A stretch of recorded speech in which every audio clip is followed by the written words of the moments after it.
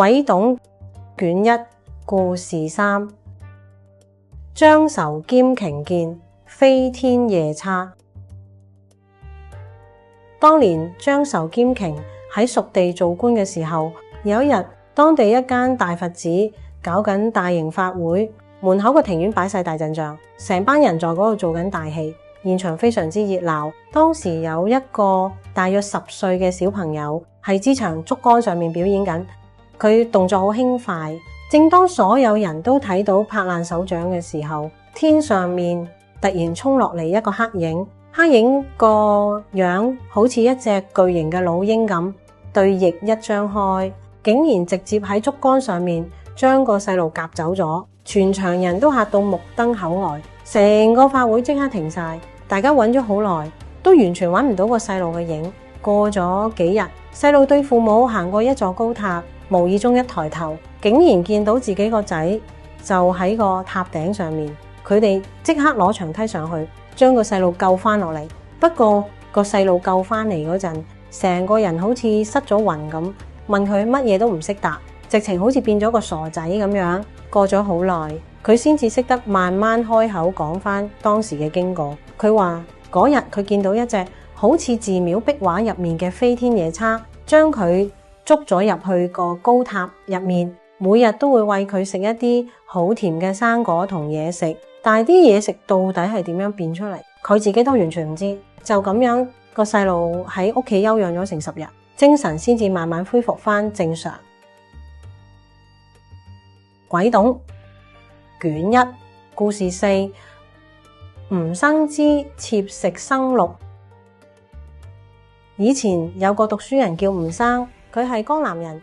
有一年佢去咗會稽旅遊，喺當地立咗個姓劉嘅女仔做妾侍。過咗幾年，吳生去到雁門郡做知縣，吳生就帶埋劉氏一齊上任。開頭嗰幾年，呢個劉氏表現得好溫柔體貼，大家都覺得佢係一位賢內助。但慢慢劉氏嘅性格開始變到好兇狠，佢完全控制唔到自己。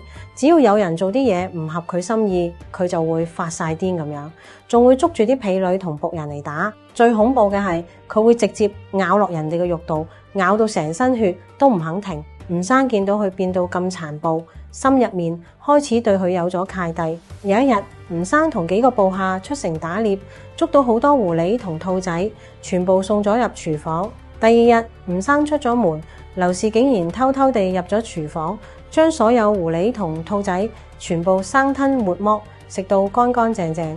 吳生翻到嚟問起啲獵物去咗邊，劉氏低住頭一句嘢都唔講。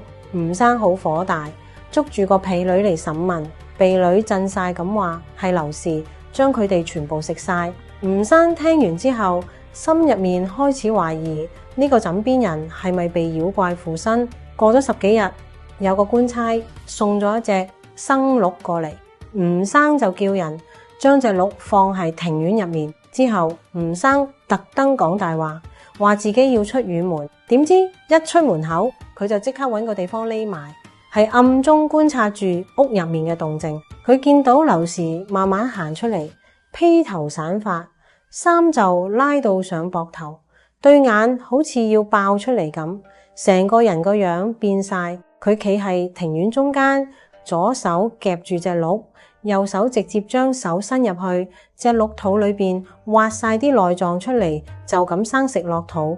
吳生見到呢幕，嚇到成個人瞓咗喺地。過咗好耐，佢先至叫埋一班官兵攞住武器衝入去。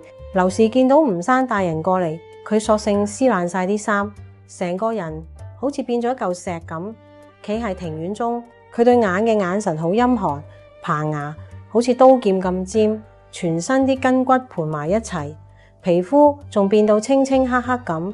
班官兵見到佢咁嘅怪相，全部嚇到發抖，冇一個人敢行埋去。過咗一陣，劉氏突然間向住東面狂奔，速度快到好似一陣風咁，轉眼之間就消失咗。從此以後，再無人知佢去咗邊。